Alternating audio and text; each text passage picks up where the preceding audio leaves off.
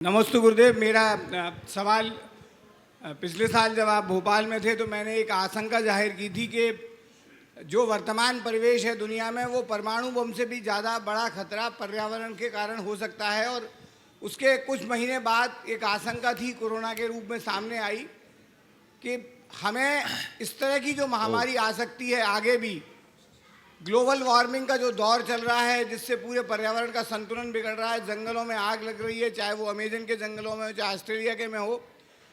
पहला प्रश्न मेरा यही है महाराज जी कि पर्यावरण संरक्षण, पर्यावरण संतुलन के लिए ऐसा क्या किया जाए कि आगे वाले दिनों में जो जलवायु परिवर्तन है, जो भी महामारी इस तरह की आ सकती है जिससे कि ये मानवता बची रहे। दूसरा सवाल मेरा और गंभीर है महाराज जी, वो ये है कि हमने अतीत से लेकर वर्तमान तक दो बड़े युद्धों के बारे में सुना है। रामायण में वो युद्ध राम और रावण के बीच में था जहां सत्य की विजय हुई और असत्य पराजित हुआ। वर्तमान में प्रथम विश्व युद्ध और द्वितीय विश्व युद्ध लड़े गए लोकतंत्र और अधिनायकवाद के बीच में। तानाशाही पराजित हुई और लोकतांत्रिक मूल्यों की प्रतिस्थापना पूरी दुनिया में हुई। पिछले दिनों जो हमने दृश्य देखे हैं काबुल और कंधार में, वो विचलित करने वाले हैं मानवता के लिए। ऐसा लगता है कि बर्बरता के सामने पूरी दुनिया सर झुकाकर भाग रही है। दुनिया का शक्तिशाली देश रात के अंधेरे में चंद जाहिलों के सामने समर्पण करके चला गया और वहाँ के महिला और निहत्थे बच्चों को उन दरिंदों के सामने छोड़ दिया। मेरा प्रश्न ये है कि क्या इस लड़ाई में बर्बरता मानवता पर जीतेगी? क्या हैवानियत इंसानियत पर जीतेगी? और पूरी दुनिया के मानवता इसका मूक दर्शक बन के देखती रहेगी कि हमारे बच्चों और महिलाओं पर जुल्म होते रहे? ये मेरे दो प्रश्न हैं महाराज जी। गुरुदेव देखिए, आपके दोनों प्रश्न बहुत ही गंभीर और संवेदनशील से पवन जी थोड़े खड़े रहे। एक प्रशासनिक अधिकारी होने के बाद भी इतने संवेदनशील प्रश्न को उभारना आपके संवेदनशील मानसिकता को प्रकट करता है। जहाँ तक आपका पहला सवाल है पर्यावरण को होने वाले खतरे से बचाने का, उस संदर्भ में तो मैं एक ही बात कहूँगा, ये बहुत अच्छा अवसर है पूरे विश्व को जैन जीवन शैली से परिचित कराने का। अगर आज हम लोग जैन जीवन शैली के प्रचार प्रसार में समर्थ हो जाएं और जैन जीवन शैली के महात्म को बताने में सफल हो जाएं और लोग उसे अपना लें, तो मैं समझता हूँ फिर पर्यावरण जैसी कोई समस्या ही नहीं रहेगी। हमारी जो जीवन शैली में बदलाव है उसने पर्यावरण में एक बहुत बड़ा संकट खड़ा किया है।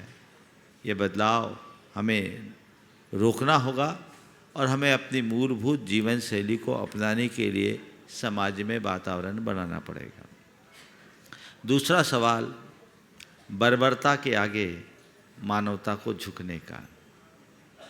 कई बार ऐसा देखने में आता है कि हिंसा के आगे अहिंसा झुकती सी दिखती है, लेकिन घबराने की बात नहीं है। एक दिन जीत अहिंसा की होती है, हिंसा की हार होती है। अभी समय कुछ ऐसा है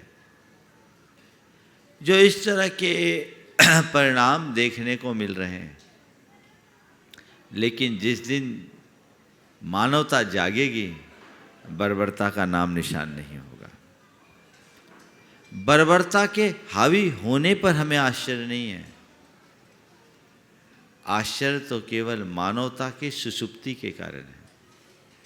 हम सबको पूरे प्रयास से उस मानवता को जगाने का उपक्रम करना होगा। और धर्म का पहला पाठ और धर्म का पहला लक्ष्य यही है कि हम खुद मानवता से भरें और लोगों के लिए मानवता का पाठ पढ़ाएं।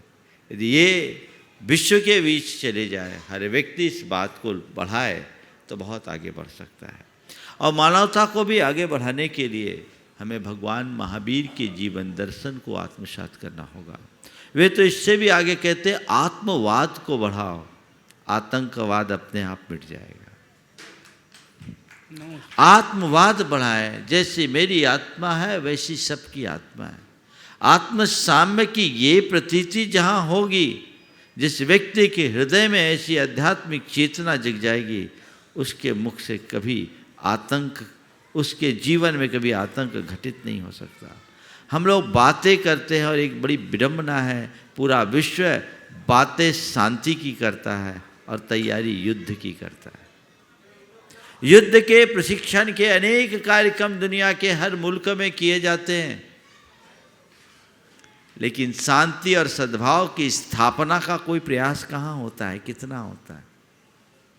क्यों ना हम इस दिशा में आगे बढ़े और विश्व में एक माहौल बनाएं कि पूरे विश्व में परस्परता, बंधुत्व और प्रेम का वातावरण बने, वसुधैव कुटुंबकम की भावना जगे, आत्म साम्य की उस उदात्त भावना से जुड़कर हर व्यक्ति, हर प्राणी का मूल्यांकन कर सके और सब हिल मिलकर जियो और जीने दो की भावना को साकार कर सके। नमस्ते गुरुदेव, नमस्ते।